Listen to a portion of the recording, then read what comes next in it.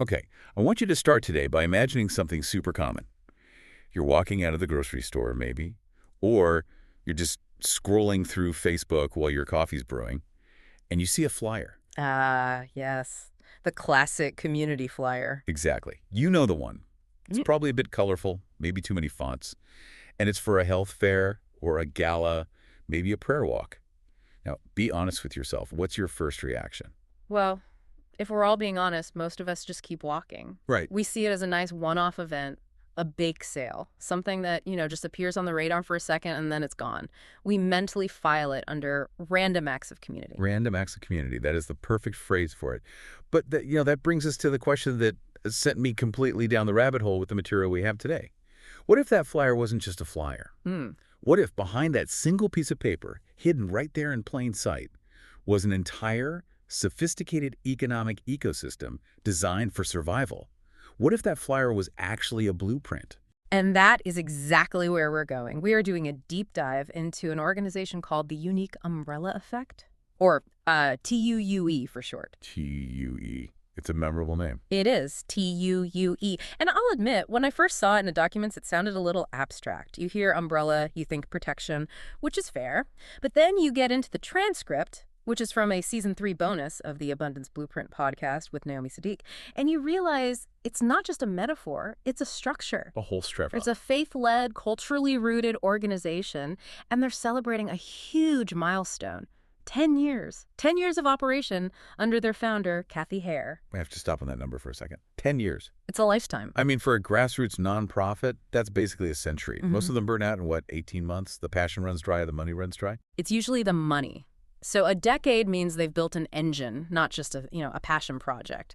And to get at that engine, we're not just looking at a website. We've got the whole stack.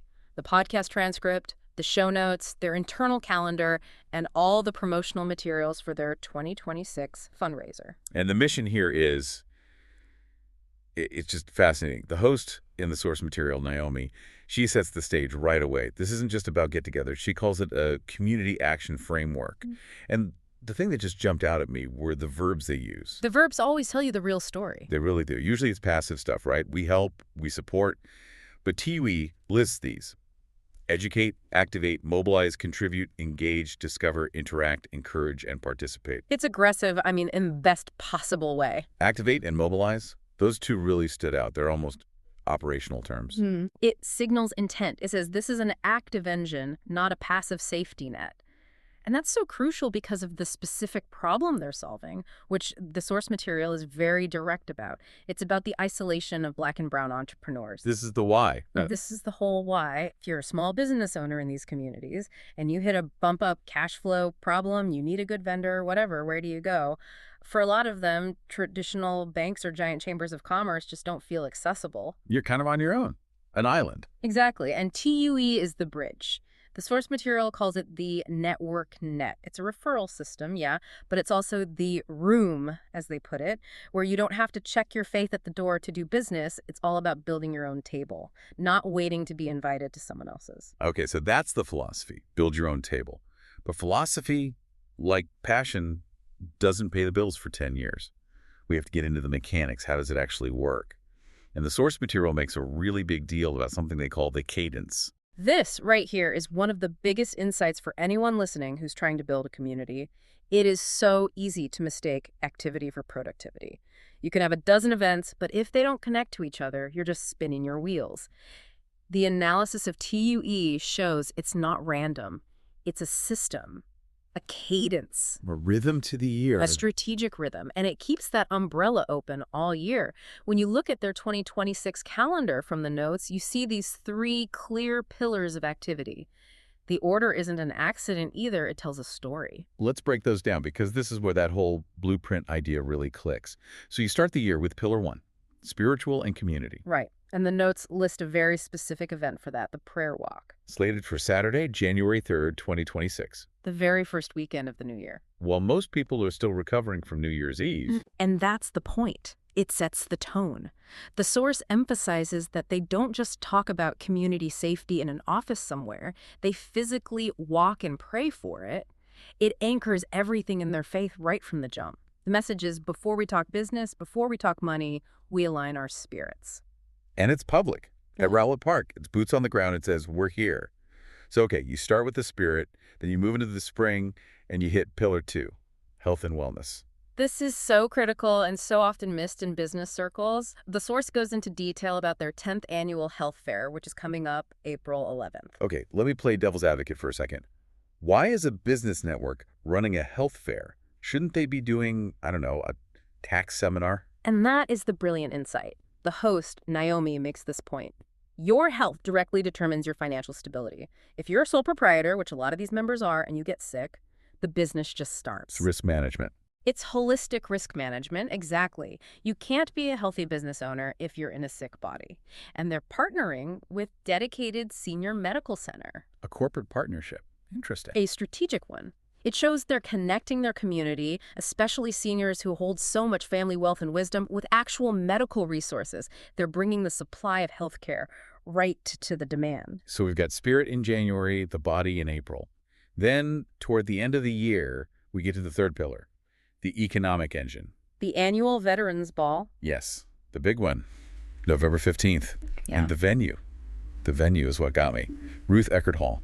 That's a huge detail. That's a major performing arts center. This isn't a church basement. It's not a backyard potluck. This is what you'd call the big room. And what does that signal to everyone involved? Legitimacy. Prestige. When you ask someone to buy a ticket for a gala at a place like that, you're telling them, we are a serious professional organization. It elevates the brand of every single business under that umbrella. And functionally, this is the harvest. That's it. This is where they honor veterans and first responders, which is smart because it broadens the appeal. But financially, this is a fundraiser. This is what fuels the prayer walk in the health fair for the next year.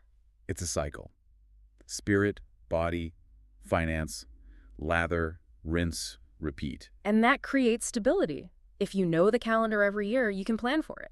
You know when to participate. You know when to give. It takes out all the guesswork. Which brings us to the members, the businesses themselves. Because a great calendar is nothing without the people.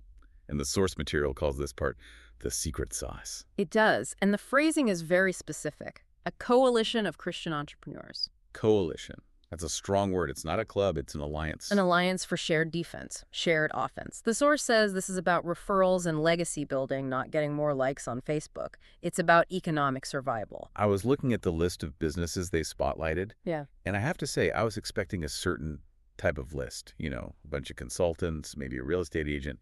But the diversity is, it's a whole microeconomy. That's the ecosystem. If everyone sells the same thing, no one makes any money. Let's run through a few, because the examples really show how the umbrella works. So first, the physical space. Perlina's Activity Center. Right, so you've got a home base. You're not renting from strangers. Then you need to eat. Chef Brown's Catering. Of course. Essential. Visuals are covered with LDS photography. Wellness services, tying back to that health pillar from BG Wellness. Mm-hmm. And then, and this is my favorite part because it's so grounded, you've got the trades. Kuma Plumbing Drain. That one stood out to me too, a plumber. It's not just digital stuff. If your pipe bursts, you don't go to the yellow pages. You call Kuma. You stay in the network. And that is the so what? That is the multiplier effect in action. Break that down. What does that actually look like? Okay, think about the Veterans Ball. If TUUE hires some random catering company, that money leaves the community. Poof, it's gone. But if they hire Chef Brown... The money stays under the umbrella. Chef Brown gets paid. Right. Then Chef Brown needs new headshots, so he hires LDS Photography, another member. The photographer's studio has a leak she calls Kuma Plumbing. The plumber needs a space for his son's birthday party. He rents Perlina's Activity Center. So that same dollar bounces around 3-4 times before it ever leaves. Exactly. It creates this closed loop of value. The members support the organization, and the organization funnels customers back to the members. They mention others too, like KJ Consults and Personal One Touch for services. It's a whole supply chain. It really is. Yeah. A supply chain. Yeah. Which a supply chain needs fuel. And that brings us to the part that can feel uncomfortable, but it's absolutely essential. The money. The engine room. I mean, the source material we have is literally from a fundraiser launch. They do not shy away from this. And they shouldn't.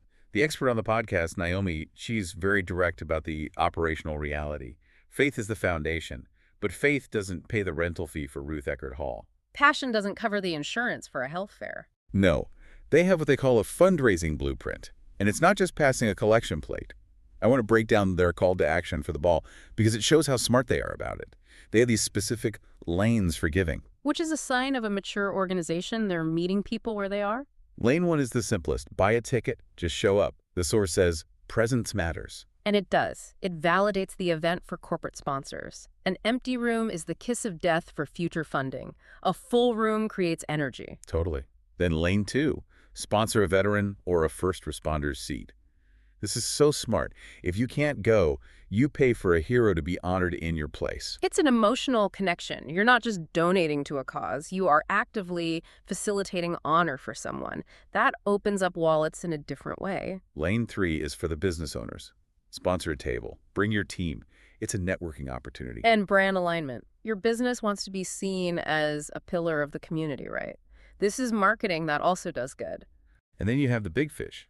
Community partnerships. They specifically mention names like Walmart and Publix. And dedicated senior medical center again. This shows they're bridging the grassroots and the corporate worlds. They create a way for Walmart to fulfill its community responsibility goals by funding actual effective infrastructure. It's a win-win. For me, though, the best part was the transparency. Yeah. You donate to some things and you wonder, where is this money really going? But they list it right out. Yes, I really appreciated that. They say it covers venues, meals, health fair logistics, and this is the key phrase, year-round programming. So your donation in November is paying for that flyer you see in April. Precisely. It's keeping the umbrella open. Without the ball, the health fair either doesn't happen or it's a shadow of itself. It connects the donor's dollar directly to the impact. There was one other piece in that engine room section we have to talk about.